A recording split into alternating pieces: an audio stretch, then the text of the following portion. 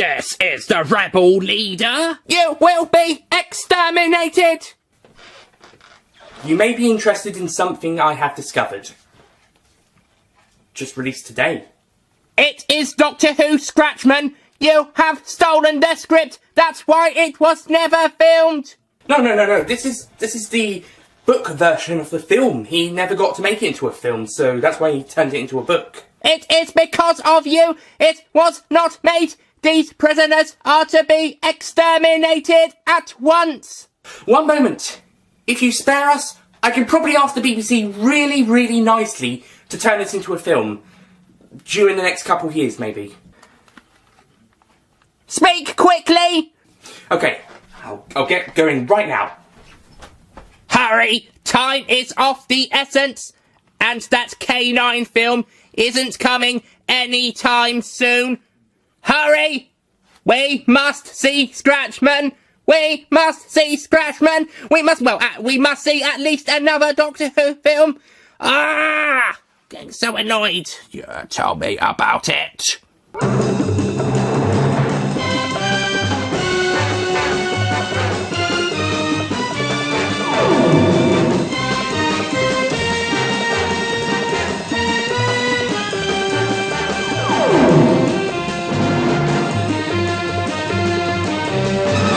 Hello ladies and gentlemen, Nick here and welcome to my review of the second Doctor Who Dalek film, Daleks Invasion Earth 2150 AD. This is the second of the two Peter Cushing Dalek films based on the second Dalek story, the Dalek Invasion of Earth, and boy does it feel like we've come a long way since we watched that story. I mean, same with Doctor Who and the Daleks, came a long way since the first Dalek story, but still. Anyway, Daleks Invasion Earth 2150 AD is basically Daleks Invasion of Earth, but a bit more simplified, a bit shorter, more closer to a three-part version and a little bit extra. There are quite a bit more differences here than there are with the Daleks and Doctor Who and the Daleks. For starters, we get a new bit at the start and the end that doesn't fit in with the originals because it's a bit different. We're introducing new companion Tom and also Louise, who is Doctor Who's niece. Tom, on the other hand, is just a police officer who stumbles in onto this. Basically, a bit like Yaz, in a way. So Tom stumbles in, discovers the TARDIS, and they all head off to the year 2150 AD. So we're changing the times from when the TV show story was set. The TV show was set in 67, with the bombardment starting in 2157, and the Doctor and Ian finding a calendar from 2164, and then ending up realising it's the year 2167. Here it's 2150. So we're 17 years earlier in this alternative universe. However, a fellow prisoner does explain, well, not the fellow prisoner, the Dortmund does explain that the same stuff has happened, although it doesn't mention a plague or anything, but they've been bombarded by meteors and they've destroyed the city. It doesn't say how long they've done it. In the show it was 10 years, but you can definitely feel that the Daleks have taken over to an extreme force in this one, almost as much. And it just looks so great. The way they've handled it is so great. I'm glad they had a bigger budget for all of this. It looks so good. And what's even better is that there is a bit more action in this film. It is such a great action-packed film. For instance, there's a character in the original story that tried to in part 2, I think it was, he tried to escape, but then he got cornered by Daleks. He screamed, "Help me!" Then the Dalek Source Commander came up and said, "Kill him!" And they killed him. I think I mentioned this in the review. It was a pretty weak death, and it was handled much better here. A similar character says that they need to make a break for it, and then he runs off. He runs past through the prisoners, round the back, Daleks and Robomen firing at him, and he manages to climb onto a building. Roboman fires, misses. He gets to the other side of the building. Dalek fires, it blows up part of the building, and the man falls down through a bit of a shop canopy on bits. So he falls down and lands on the floor with the stuntman breaking his leg, according to the Dalek Mania box set. And then the character is surrounded by Daleks and then exterminated on the spot. And it is more dramatic and more exciting and more fun. And also, great shot in not missing out the broken leg after the guy came back from hospital to finish the scene. It was so brilliantly well done, and I just love the more action uses in this film. It's more entertaining. I think this is what the show could have done if it had more budget. But it's just really, really good and has some great moments. I think it misses some of the stuff from the original story, but it's not as noticeable as in the Daleks, where more of the history and the lore comes into a bit of play, whilst here it doesn't need to be as much. It just needs referencing some stuff. And some characters, like that guy trying to head for the coast but is exterminated by the Daleks in episode 3, I believe it was. They missed him out. Then Jenny, she's not included. And they change up some of the characters going around with others a bit differently. The scene where the truck drives through the Daleks is just as good in this version than the TV version. I actually thought it was better before the rewatch. But rewatching it, I think it's just as good. I think it could have been a bit more action-packed in both versions. And yeah, but it was still really cool, and the attack on it was also really good. Also, those ladies at the house that, in this version, Wyler and Susan visit. In the original version, it's Barbara and Jenny. In this version, they're bitches. They're nasty, especially the younger one. In the original one, the older one was a bit more stern, and the younger one was a bit more of a scared, frightened young woman who sold them out for the Daleks to get more food, but was also upset about it, until she revealed that she had more food, and she just got rid of her sobbing by eating. In this version, the younger woman is the nastier of the two. She is such a bitch, and she willingly tells the Daleks and gets more food. I think the older one does say that she knew they'd get more food if they told them, but the younger one has no remorse. She sells them out, and then afterwards, once they're taken away, she says, "Oh, they did want to go to the mine anyway." Oh, what a bitch. Wow, I actually like hating those two characters, to be honest, because, for starters, they're different to the versions in the actual story, and I think it's a slight improvement, even if it's a bit much. And second, I like ranting about them. And yeah, it's just a all round feel. And I love the comedy in this one, especially when Tom is trying to act like a Roboman for part of the film. When he's hiding on the Dalek spaceship, he's trying to act like a Roboman.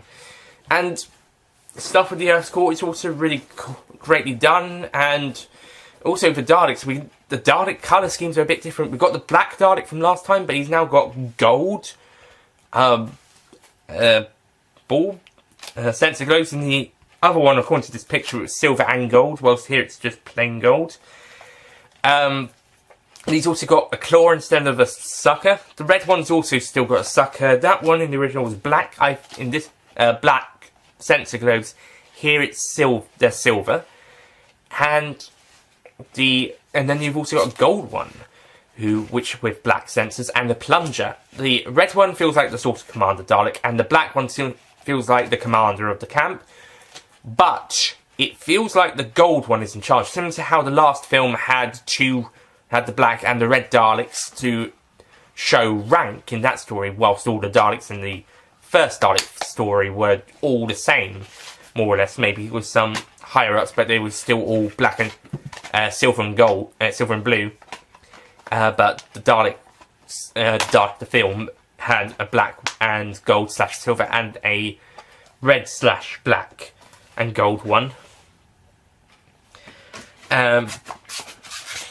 Here we've got 3 ranking Daleks based on 2 of them. So I'm guessing we've got 2 commanders, and I think the gold one is pretty much the main boss, as it says all Daleks are to follow it to spaceship at 40 rounds, I think. And I think I was wondering where it died, because I didn't see it die. I'm guessing it was in the spaceship when it died. And the way that the Daleks are all destroyed are really cool, as they're all whipped back into the Earth's gravitational pull core, just as they said. I'm sure they've done it in the show as well, but it just looked really cool and spectacular here. And it was just really well done. Just looked really good. I am a bit disappointed Louise didn't really get much to do in the last act. She did a bit in the first 2 acts, but she felt a bit redundant in the last act, and she was taken to be safe by David, who also feels a bit redundant in the last act. Most of the tension is on the Doctor Who, although he does get called the Doctor or Doctor a bit more in this film than the first film. And, well, to be honest, William Hartnell's Doctor was being called Doctor Who in the last story I reviewed, The War Machines. So it makes sense that Doctor Who would be called the Doctor a bit more here. So, yeah, but it felt just disappointing that David and Louise felt a bit out of event in the last act, and it was mostly centred on the Doctor and or Doctor Who and Tom, plus maybe a bit for Susan and Wyler, who brilliant performance by Andrew Keir. Definitely gives him a unique spin on the character compared to the older one. The older one was good, but he didn't really have as much of a presence. Wyler here feels a bit more of a presence. David, I think, was fine in the original, but I like how they did him here as well. Especially as we're not having Susan go off with him at the end. Well, obviously, not this Susan. She's too young. It's Carol Ann Ford's Susan, maybe, but not Roberta Toby's. No, she's staying with her grandfather and Louise. And now, the best thing of the Dalek movies, besides the Daleks, Philip Maddock. Philip Maddock as the guy who brings in the food for a price. He is such a slimy character. He's so slimy. In the original, he was just there. He was a bit of a prick, but he didn't really do much, and he ended up being killed by the Sliverer. Here, he is a bit more of another antagonist character, a bit like those ladies I meant, the ladies in the cottage I mentioned earlier. He is a slimy, slippery character who will only do things for a profit or if it will benefit him. And Philip Maddock just plays him fantastically, and he ends up getting a really cool death after a pretty cool, funny moment where he sells out Doctor Who and to the Daleks, and when after the Doctor Who's gone off with some of them, he tells them, "I told you he would be here, didn't I?" And the Daleks look at him and nod their eye stalks. Then he realises that they're going to exterminate him right now, so he goes back into the shed, and they blow up the shed. So cool! It is so cool, and I love the Daleks' eye stalks nodding. It's like, yes, you did tell us he was here. Oh, it's such a great scene, and Philip Maddock pretty much steals any scene he's in. He is so good. Maybe even when he's being quiet and in the background, not doing much, he's still a great presence. And he's such a deliciously bastard character, but it's so fun watching him on screen. More than those that bitchy lady I mentioned earlier. Bitchy ladies. But it's so good to have on screen. My only wish is we had more of him. But to be fair, we had more of him than we had of the other versions, so I think that's a win anyway. And it just looks beautiful. The cinematography is fantastic. The music by Bill Gruff fits this one perfectly. It feels more like a action disaster movie, whilst Malcolm Locke's felt more of a sci-fi fantasy, which works. Both work for their respective versions, respective films. And Barry Gray's electrical music also works really well once again. I think there's just more effort went into this film because they had a bigger story to do in terms of scale, and it was just the end result was fantastic. There's a lot more difference to this film version compared to the original TV version than there is for the first film compared to the original Daleks. Whilst the Daleks, I feel Doctor Who and the Daleks feels like a simplified remake, but very pretty faithful one at that to the original. I think this one is a faithful but more free to do its own thing version of the second Dalek story, and I just love it. I just love both films, but this one in particular I love. Maybe it's because it's more action-packed and more enjoyable, but it's so cool, and the Daleks look even better. They look so cool. Oh, and the acting is better as well. Everything just feels so much better on this second film. And I'm heartbroken there isn't a third one. I would have loved the one based on the chase. I would have killed to do one on the chase. Hey, give me a budget and a camera crew, some Daleks and actors, and I'll go and film it for you. Oh well. So, yeah, but Daleks Invasion Earth 2150 AD is a superb sequel to Doctor Who and the Daleks, and a brilliant adaptation to Daleks Invasion Earth, the Dalek Invasion of Earth. So I'm going to give this film a 10 out of 10.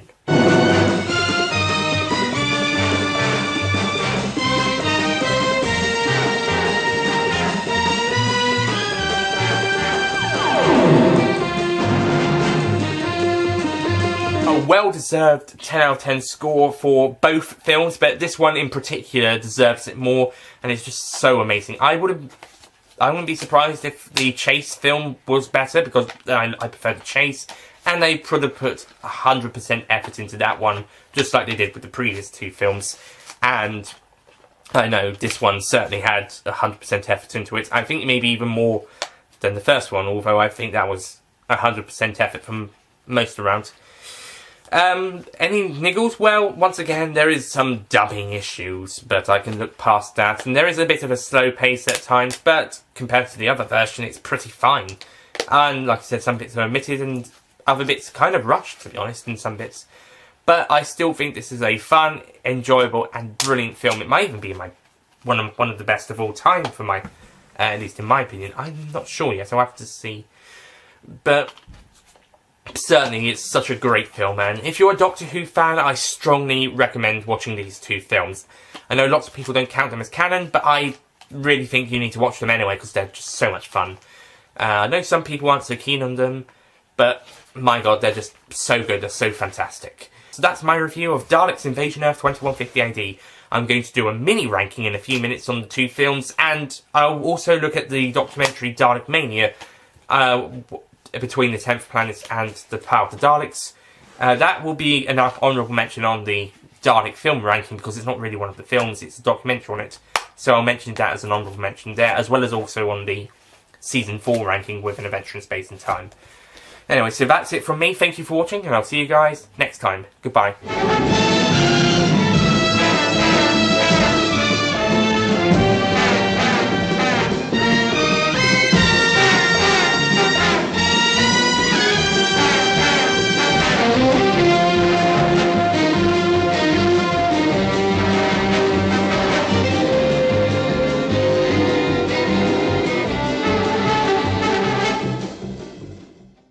Don't forget to click below to subscribe to the official Nicholas Payne Retro YouTube channel, who is Doctor Who's granddaughter. No, she's not that.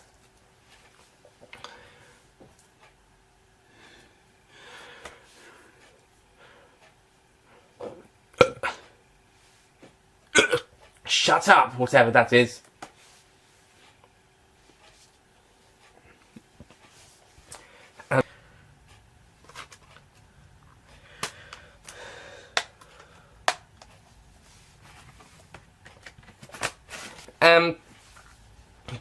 But anyway. So, that's it from Doctor Who and the Daleks and Daleks Invasion of Earth. I'm going to... Sorry.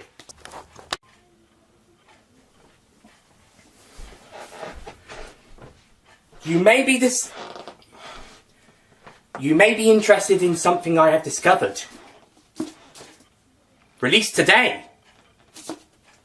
Why does she talk when she always gets in the door? Action.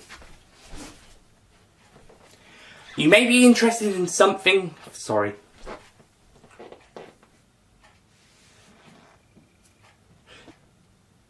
One moment! If you spare me, if you spare us...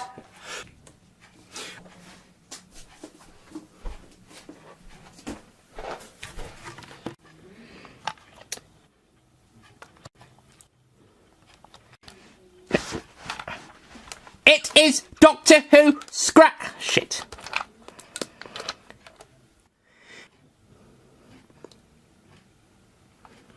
At last, Doctor Who Scratchman will now become a film. Because... Hurry! Because... Hurry! Ouch, this bloody thing.